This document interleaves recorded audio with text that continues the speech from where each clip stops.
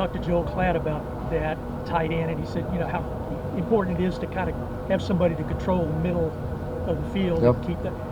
Is that one of the biggest values of a tight end? They can get 20, 30 yards down the seam or whatever? I think the target size for quarterbacks is, I think the biggest deal, though, is just the matchups you create, either in the run game or in the throw game, depending on how they're going to play it. It's just a matchup nightmare. And the fact you can, be in the same personnel grouping and line up so many different ways and do so many different things. It's just, I've never coached defense for a living, but I don't think I'd want to play a team that had good tight ends.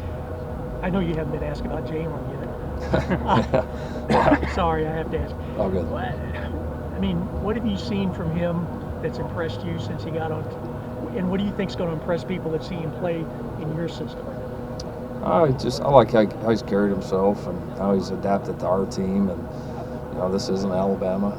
This isn't the same players, the same coaches, and so we want him to bring a lot of the great qualities with him, but he's still got we got to adapt to him. He's got to adapt to us too, and I think that's taken place. So that's been the most impressive. He's got an intense hunger to learn, to learn our stuff, and he continues to get better at it.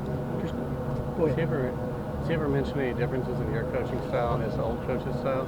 Every now and then. We've had some pretty funny conversations. I'm not going there, but you guys would really. It would be a hell of a story. Maybe I'll put that in my book in 15 minutes. Coach, the legalization of sports gambling, how does that affect your profession? And Arkansas right next door has it legalized already and watched it. Yeah. Your players, your staff, and then of course Commissioner Bowlesby talking about participation reports every day. What's going on? Yeah, the two changes for us would be the education. We've had to really ramp that up just to make sure our guys are educated, understand that people are going to try to come at them and what to look for and why to, not only how to avoid it, but why.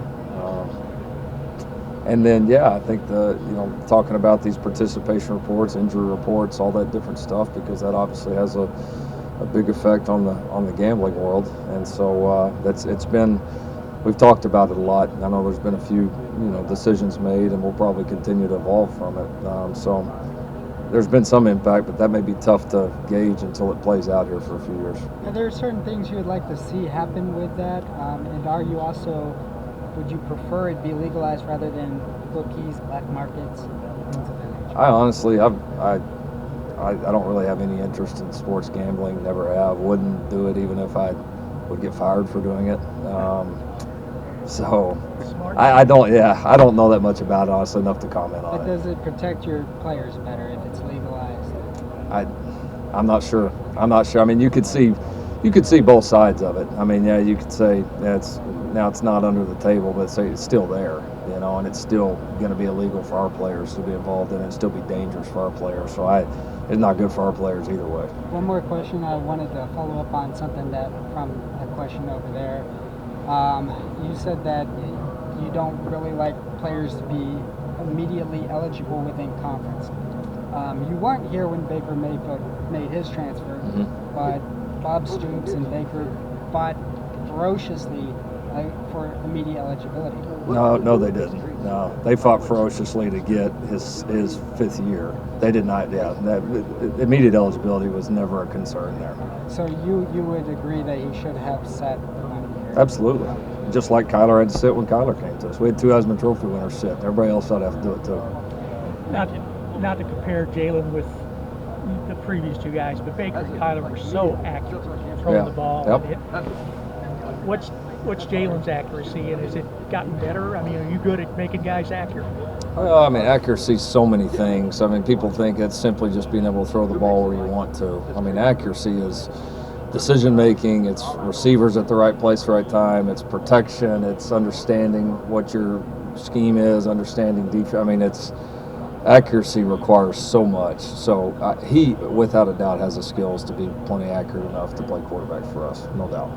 Lincoln, you and Baker came together at the same time, kind of like Jalen came to you. Learning from 2015 and didn't get necessarily off to the start that you guys wanted to offensively. Is there anything you can kind of take away from that 2015 season, the months you had with Baker, kind of the same timeline that you have with Jalen? Yeah, I mean, there's been a few things just from having to install this with quarterbacks quickly and the different stops I've made that, hopefully I can do a better job of from my end and we can get them ready. I mean, the obvious difference here, though, is all these other players have played in it, and we've got better players, so that helps. So it's new for them, but certainly not as new for most of their teammates. And I spoke to Trent, though, for a couple of weeks ago at the opening about Jalen, and he said, the biggest asset he could bring is decision at the line of scrimmage, making decisions, making changes. With how you guys go through calls late in the play clock and whatnot, how effective will that ability be for Jalen, just to be able to make those quick decisions at the line of scrimmage?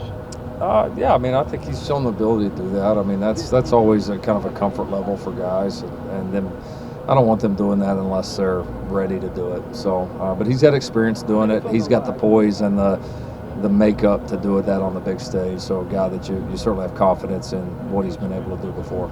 Fan bases won't let go certain plays. So I got to ask you about the excessive blocking that happened on the other sideline at West Virginia last year. 60-yard swing in the fourth quarter. Yeah, the one where it's out of bounds. Yeah, could you even see that on the full 22 to even have interest in watching it after the game? Yeah. No, we could see it on our copy. I didn't have an idea of obviously what happened during the games. It was on their sideline, if I remember. Trey Brown. Yeah. No, it was it's one of those. It's a tough play 'cause it was a heck of a block by their guy. Yeah. I mean, it's you coach your guys on. They got to stop at that point. It's one of those you kind of hate throwing the flag because it was a hell of a block by their guy, but was it a penalty? Yeah, it was. I mean, I would have been mad if it would have been our team, but at the end of the day, it was a penalty. Yeah. So, one of those. And finally, the hard cap at 25, just with this transfer portal. Yeah. I don't know that the overall grant and aid numbers are up in the portal, right. But should there be a waiver process if there's a 5 or 6 mass exodus? Probably, yeah, or they've even talked about that, or maybe even just simply raising the cap period, because you're always going to be capped by your 85 anyway. So that's going to have to get looked at, because especially get a team like us that not only you guys graduate, say you lose a cat or two in the portal, and then all of a sudden we're going to have between 2 and 4 players probably leave early every single year. So we got a lot of people getting shifted in and out. Will you guys have the ability to make that momentum happen? Or is it ADs and presidents? There's push. I mean, I think part of it's just everybody understanding all this. That portal and all that's so new that I think the data's not quite there yet. I think everybody's just trying to get a grasp before they jump to conclusions. Sure. Thanks, Mike. Lincoln, during the Red River rivalry, Coach Switzer once wore a Beat Texas hat. Would you ever consider doing the same? In about 10 years. Hopefully we can win a few more games, I might throw one on. You never know. I might surprise you one day. So, Coach. Not this year, though. I promise you that. Hey, so, Coach, did you go to Baker's big wedding over the weekend? Yeah, we got to go out there. Yeah, had a good time. How was it? It was good. Yeah, good, fun moment. Fun to be able to share that with them. Yeah. Yeah, what'd you get him for a wedding present? Somebody asked me that earlier randomly. I don't know. My wife got it, I'm sure. I don't have any idea. I got him a hug and a good picture at the wedding. So, and I helped him win a Heisman, so that was my wedding present. So, actually, he did about 99% of it. But no, it was good. It was fun to the life experience of those guys, not just what we do on the field with them. So, fun to be a part of that. What do you think of the Browns' prospects this year? He's got quite the cast now. Yeah, he does. I was excited. Got to spend some time with a bunch of his teammates there at the wedding. So, yeah, they're all excited and I think ready to go. Yeah, it's going to be fun to watch. When you see the Browns play the Cardinals, do you feel like a dad trying to watch it too? Yeah, definitely. I may have to find a way to get to that one in December. It'll be pretty fun. So, yeah, I'll be like the parent with the split flag or something. Yeah. Last year we asked you who did the best impression of you on the team, and you, without a step, said Nick Basquin. Is he still the king of the Lincoln Riley impression on the team? He's pretty good. Tanner Schaefer in our room is pretty good too, in our quarterback room. He gave us one the other day that had us all laughing pretty hard. So yeah, they're pretty good. There's I think I've got a few though that attempt it pretty often. So yeah. What happened to Nick? He was supposed to be. No, Nick's he's around. Nick's here. Nick's still probably the king though. I doubt anybody can beat him. Coach, a quick football question. Can you talk a little bit about your kicking game? I know that you guys have been so consistent there for 4 years. You have a huge luxury with having the same guy kicking and punting. Talk a little bit about replacing him. Yeah, shockingly it took like 5.5 hours for me to be asked that question. It's one of the bigger ones there is for our team right now. I mean, Austin Seibert was phenomenal for us, and yeah, I mean, it's definitely going to be more by committee this year. You know, we won't have one guy doing it all, but you know, Gabe Burkich, Callum Sutherland, you know, the two guys we're really looking at the place kicking and the kickoff position, and then Reese Munshaw is really, I think, kind of certainly got the inside track on the punting job. He had a phenomenal spring. Has really taken some big strides. We thought he was a really talented kid coming out, and he's started to show that. So, but you know, these guys don't have the game experience that Austin had, and they're going to have to go prove it. We're confident. We like the group, but you've had such a security blanket there with Austin for the last several years that you know we're excited to see these guys kind of have their opportunity and take it. Lincoln, staying on special teams, what made you decide to give Kelleher a scholarship? Just he'd just been very consistent. I thought he had a great year snapping the football. He's also kind of really added to us in our coverage because he's a good athlete and he gets down the field and makes a big difference. So just felt like the kid had earned it. He works his tail off. He does a great job in the classroom. He won a job, and walk-on comes in our program, wins a starting job, works the way Casey does. It was actually a pretty easy decision.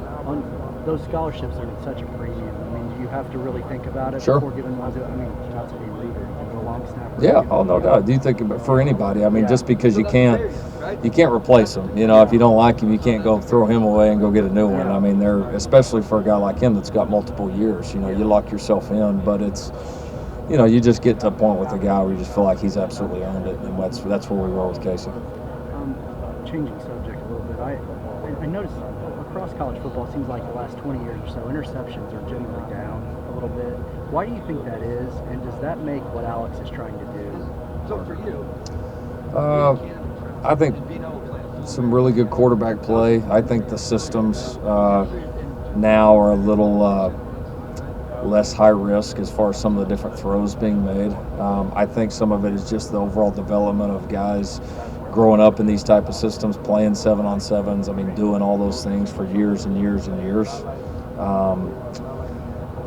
No, I don't think it makes it harder. I mean, just because there's still several teams that are turning people over like crazy, and so it can be done. And so I think it certainly still gives you hope that you can do it. Look at us in the media, we can't help ourselves with the preseason rankings. I'm just wondering from a national perspective, how do you feel where the Sooners stack, you know, against the Clemsons, the Bamas, the Georgias? How do you feel like where your team is in terms from a national point of view? Yeah, I mean, you know, you've got, you know, Clemson and Bama, you know, unquestionably here in the last several years have had the best two runs. You'd probably put us in there, you know, third here over the last several years with the run that we've had. But I mean, that's all well and good for the previous years, but it just, you know, it's all about this year right now. You know, there's a lot of really good programs out there. We're proud of some of the consistency that we've had, and I think we've established ourselves as a major contender on the national scene. But at the same time, you're only as good as your team is this year. You know, so you know, we got to go prove it. You know, and that's our mindset right now.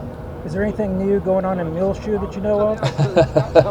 Not much, not that I know of. I was actually there a couple days ago to check in on some family, so still ticking.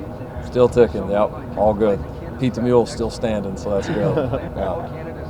When you look up and down at who's here for all the teams, you have CD, Tylen Wallace, Jalen Rieger. Tomorrow you're going to have Colin Johnson and Denzel Mims. Yep. So more than like almost any position, any conference, seems like wide receiver in the Big 12 has the most nationally elite guys. And I know you can't attribute it to one thing, but what about this conference in particular do you think breeds such great talent at wide receiver position? Yeah, I think it's attracted the offenses, the different minds here have attracted a lot of that. Really good quarterback plays attracted it, and then I think the guys have been put in systems where they can go maximize their talents and develop. And so, now you're right, it's been a historic run, I think, for the Big 12 for receivers in the last several years. I mean, a lot of household names and a lot of great ones here, and there'll probably be several more this year that nobody's talking about right now that'll establish themselves. So, no, it's certainly it's a deep. You feel like every week in the Big 12 you're playing a great receiver every single week. And I was talking to CD about it, just how, you know, he can work as hard as he wants, but he has to worry about, you know, is Tylen working harder, is Colin working harder? Is that something you as a coach ever say? You know, I mean, it might be weird to call out other guys on other teams Yeah. in order to motivate your guys? Is that something you can ever look into, though? Yeah, that may be for certain guys at certain times. CD's a pretty intrinsically motivated guy. He always has been, and I don't think what the other guys are doing matter a whole lot to him. I think he's confident in himself and just trying to be the best one he can be. Yeah.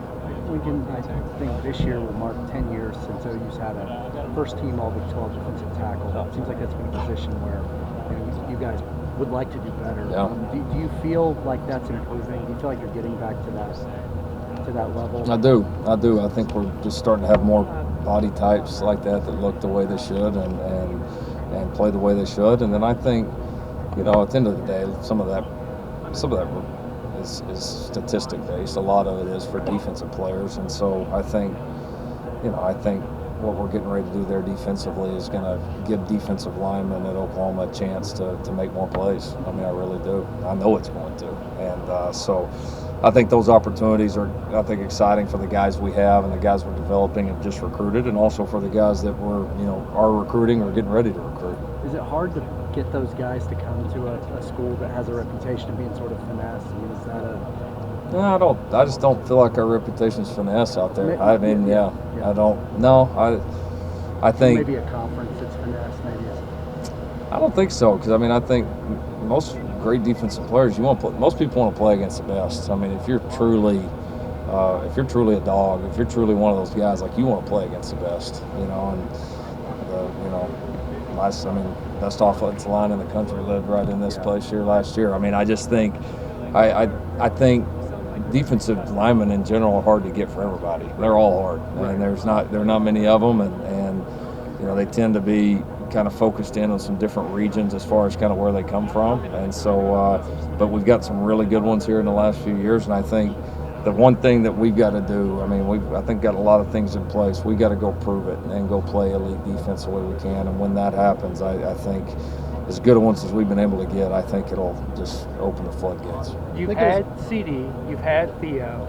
Is there an art to the recommitment process? It's different for each guy. If a guy decommits from you, it's, I think sometimes it feels, sometimes you feel like a guy's decommitting because he wants to really go look around and still has a strong, sincere interest in the place. He's just trying to do it the right way. And then there's some guys that are decommitting that maybe say one thing, but they're probably looking for something else. And so if we get the feeling that they still have legitimate interest and it's sincere, then we got no problem continuing to recruit those guys. And Theo, CD, we've had a couple other examples, guys that handled it great, and the process was easy. Even the decommitment part of it was very smooth, and I don't think there was a doubt in our mind the entire time with any of those guys that they were going to come back to OU. They just needed to get through their process. So we don't let our ego get in the way of, it decommitted, so screw him, and we're going on to the next guy. That's not how we operate. Lincoln, Michael Thompson, is he back on defense now? Or No, we're going to keep him in the offensive line. Very, very promising. Did some really naturally impressive things in the spring for a guy that has very little experience on the offensive line. Reminds you of some of the guys that we've all had, even some of the guys at OU that have made that transition. He's still got a long ways to go, but he does some things at position you can't coach, and so we're excited about his prospects. Guard, tackle, what do you think he is? He can play both. We played him at tackle during the spring, kind of out of necessity. He's got the athleticism to play tackle, but he's got the build and strength to play guard, so really could play either. When did you go ahead? I was just gonna go ahead. Football. Are you following I'm up? gonna do non-football stuff. Mine's non-football. Okay. Well, there you go. Maybe y'all should interview each other. Hey, when did you first meet Barry Switzer? First time was in the locker room before we got stomped in 2008, but that was like a 5-second. He didn't even know who I was. And so how did you bump into him then? He walked in the locker room. Okay. He knew Mike and Charlie Sadler and all those guys. He just came in and say hi before Yeah. the game. He's in there for like 30 seconds. I shook his hand. But first real time was when right after I got hired, he called me and I think Donnie Duncan set it up, but he called me and I met him for dinner. It's kind of a funny story actually. We go to dinner and it happened to be the night he gave me one to do it, which you ain't gonna tell Barry Switzer no, was the night before our first winter workout, my first year at OU, and that workout started at 5:30 in the morning. And so we get to the restaurant, we're having a great dinner, I'm laughing, he's telling stories, we're talking about, we had great mutual connection in Donnie, and talking about OU, and so it starts to get pretty late, and we got a bottle of wine open there, and I think it's some of his wine actually, and so we're moving through that, and it gets to be like 10 o'clock. I finally said, Coach, man, this is awesome. I can't believe this, but I got to go. Like, I have a 5:30 workout in the morning. It's my first official team deal at OU. He's like, it's like 5:30. He grabs his phone out, calls Bob, starts ripping Bob for having. He's like, why are you having a 5:30 a.m. workout? Well, he ain't going to be there. That's what he tells him. Well, thanks, Barry. He's got me fired. I ain't even been through one workout yet. So it was the best. So now we've had a great relationship. It's been fun to get to know him. He's been very open, accessible for me, and he's been awesome. Did you make the workout? Oh yeah, I made it. Yeah, I made it. I was a little foggy, but I was there. Where were you guys eating?